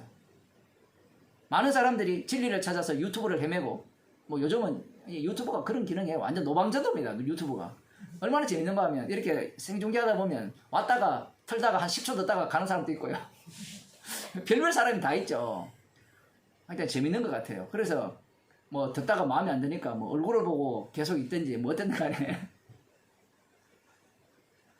없어질 지혜가 아니거든요. 또 이 세상의 그 7절에 보면 오직 비밀한 가운데 있는 하나님의 지혜를 말하는 것입니다. 비밀한 가운데 있는 하나님의 지혜. 계속 비밀입니다. 비밀. 계속 비밀이라는 것은 이것은 개봉이 돼도 비밀이라는 거예요. 비밀한 가운데 있는 하나님의 지혜. 근데 우리는 비밀을 개봉해버렸다 생각하잖아요. 주 예수를 믿으면 구원을 얻는다. 그 십자가에 그 달리신 그분이 만유의 주가 되셨다. 이게 비밀이라 이렇게 이야기를 할 때 그게 비밀인가 비밀 아닙니까? 비밀인 이유는 그 말씀을 안다고 해서 그 구원 속으로 못 들어가요. 못 들어간다니까요. 아무리 알려줘도. 성령을 주셔야만 그 비밀 속에 합류당하는 거예요. 합류당하니까 그 비밀의 내막을 알게 되죠. 알고 보니까 이 아는 것이 구원이 아니랬다는 거예요. 그 비밀한 것을 이제 비로소 알게 되죠. 소유가 아니라는 겁니다. 구원 자체가. 영생을 가졌을 때 영생을 우리가 가지는 게 아니에요. 영생이 우리를 갖고 주님께서 사용하시는 거예요.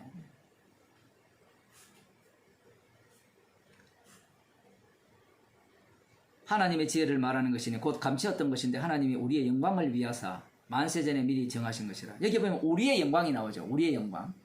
이 우리는 누구의 영광이냐 할 때는 예수 그리스도의 피로 새롭게 지음을 받은 새 이스라엘의 영광이죠. 달리 말하면 그리스도의 영광입니다. 왜냐하면 그리스도의 몸의 지체이기 때문에.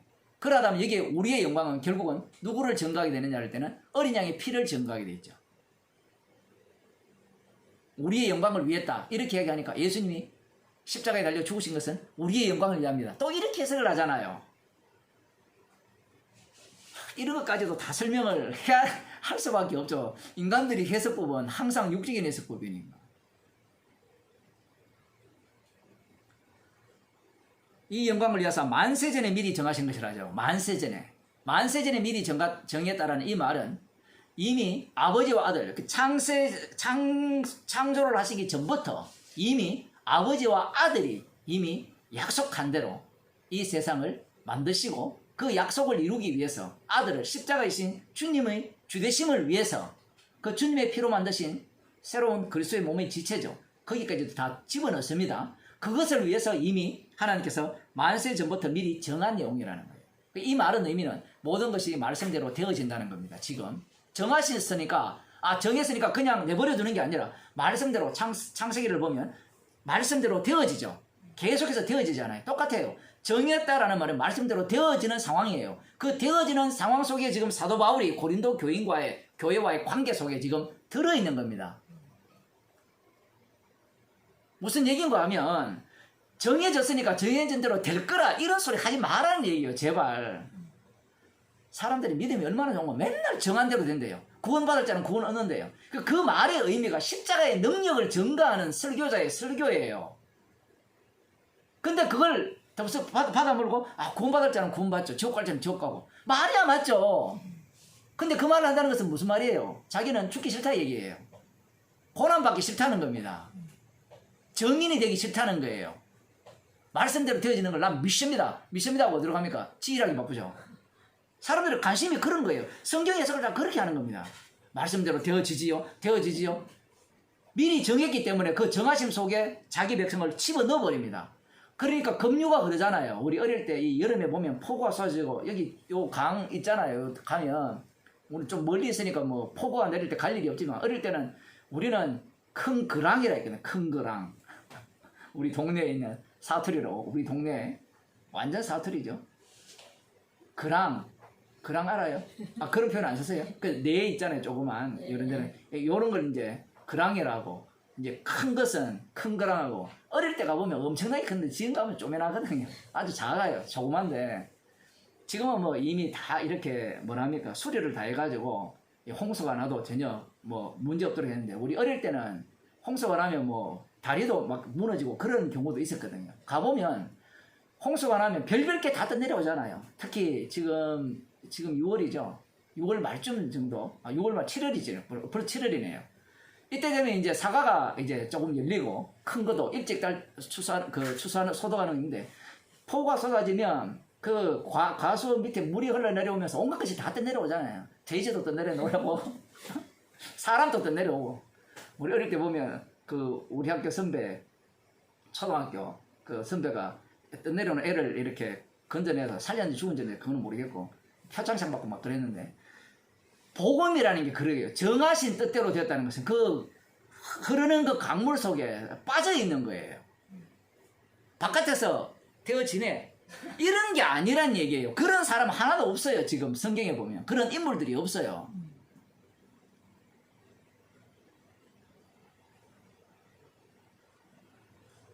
그런데 그러한 어떤 태도를 갖고 있는 본인을 보면서 믿음이 있다고 이야기하는 거예요. 지식은 왜 교만케 하느냐라고 할 때는 그런 게 교만이거든요. 자기가 아니까. 자기는 어디에 가 있어요? 주님은 다 미리 정하신 대로 자기의 목숨을 대성물로 내어주시러 오셨잖아요. 그런데 지는 미리 정하신 뜻대로 어떻게 합니까? 나 팔짱 끼고 구경할래 이래가는 거예요. 논리가.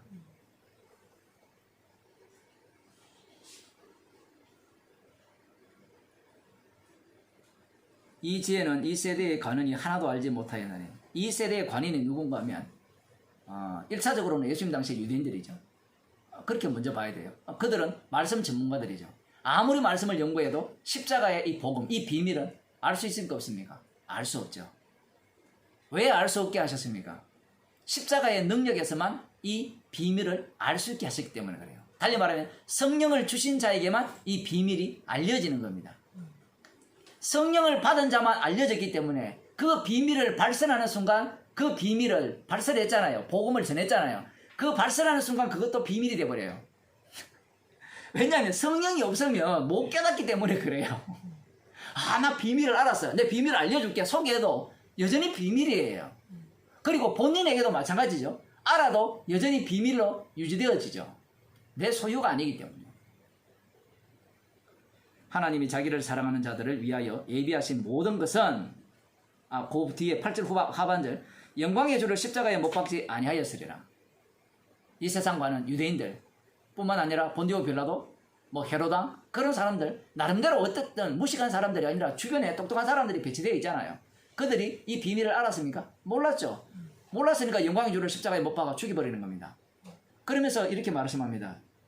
하나님이 자기를 사랑하는 자들을 위하여 예비하신 모든 것은 자기를 사랑하는 자들을 위하여 예비하셨다. 또 이렇게 표현하죠. 지금 고린도 교인들을 사랑한다는 얘기입니다. 표현을 하면 하나님이. 그래서 예비했다라는 거예요. 자, 이렇게 표현하는 게 맞아요, 틀려요? 맞죠? 자기를 사랑하는 자들 맞죠? 주님은 우리를 사랑하는 게 맞죠? 그죠? 왜 사랑합니까? 십자가의 피능력이 우리 가운데 가기 때문에. 그러면 이 사랑은 나를 위한 사랑이 아니고 주님의 피능력을 전가하기 위한 사랑이죠. 그러면 사도 바울이 당신처럼 쓸지 왜 이렇게 썼습니까 하면 이렇게 쓰나 저렇게 쓰나 똑같아요. 집 밖에 몰라요, 인간. 주어 자리를 아무리 주님을 쓰더라도 주님을 써놓고 그 주어 위에 자기가 놀고 앉았다니까. 예를 들면 그 예정론 같은 게 있잖아요. 예정론 같은 경우에도 딱 주님이 다 하신다 해놓고 그 주님이 하시는 그걸 누가 믿어요? 쥐가 믿고 앉았어요. 그러한 어떤 태도가 나타날 수밖에 없습니다. 그러니까 인간에게는 어떠한 표현과 어떠한 언어를 써도 이 사람의 지혜의 말로는 인간들은 자기의 지혜의 말로밖에 못 받아들이고 이 그리스도의 비밀은 성령을 통해서만 깨달을 수밖에 없죠. 하나님이 자기를 사랑하는 자들 위하여 예비하신 모든 것은 이 비밀이죠. 눈으로 보지 못하고 귀로도 듣지 못하고 사람의 마음으로도 생각지 못하였던 것 같으니라. 이게 주님께서 주신 복음입니다. 십자가의 복음은 사람의 그 눈으로 보지 못하고 귀로 듣지 못하고 마음으로 깨닫지 못한다. 자, 눈으로 보지 못한다. 예수님이 이 땅에 오셨죠. 영이 되신 분이 오셔서 눈으로 봤죠. 보아도 보지 못하고 귀로 들어도 듣지 못하고 말씀을 들어도 마음으로 깨닫지 못하는 거예요. 절대로 깨달을 수 없습니다. 거기에 대한 가장 이 절정의 장면이 영이 되신 예수님이 직접 오셔서 보여주고 들려주고 가르치죠. 깨닫습니까? 못 깨닫습니까? 못 깨닫죠. 복음 자체가 처음부터 그러합니다. 이 말씀이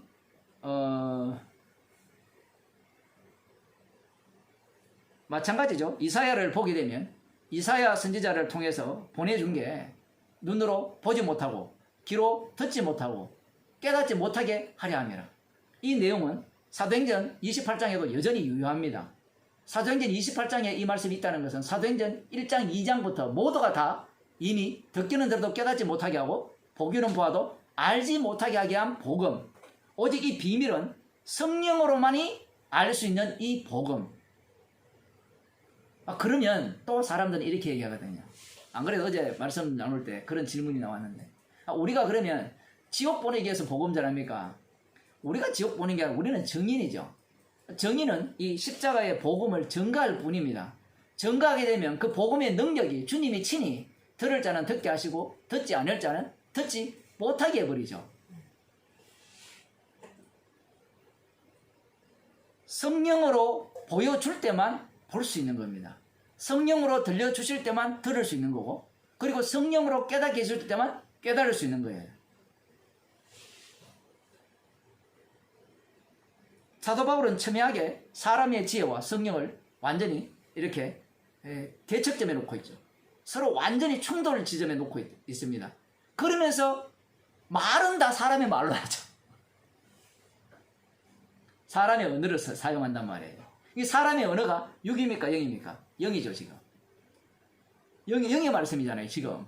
근데 사람들은 이걸 6으로 이해하는 거예요. 마치 예수님을 사람들은 6으로 보잖아요. 요셉의 아들이 이래 보잖아요. 근데 예수님은 0이죠. 성령을 받게 되면 그 예수님이 0임을 비로소 제자들이 알게 되는 겁니다. 성령을 받지 못하면 예수님이 이 땅에 오신 것은 6으로밖에 이해 못해요. 그 요한 1서에 보면 우리가 눈으로 보고 귀로 듣고 손으로 만진 바 된 바 그 예수님을 이야기할 때 두 가지를 동시에 깔고 있죠. 성령을 받기 전에는 눈으로 보고 귀로 듣고 이 말씀을 가르침을 받았잖아요. 직접. 그래서 그렇게 봤지만 알았습니까? 몰랐습니까? 못 알아먹었죠. 그런데 성령이 오니까 뭐가 되죠? 성령이 와버리니까 눈으로 본 바가 되고 귀로 들은 바가 되고 마음으로 깨달은 바가 되어버려요. 참 신기하죠? 인간이 갖고 있는 방식과 전혀 다른 방식을 주께서 사용하시는 겁니다.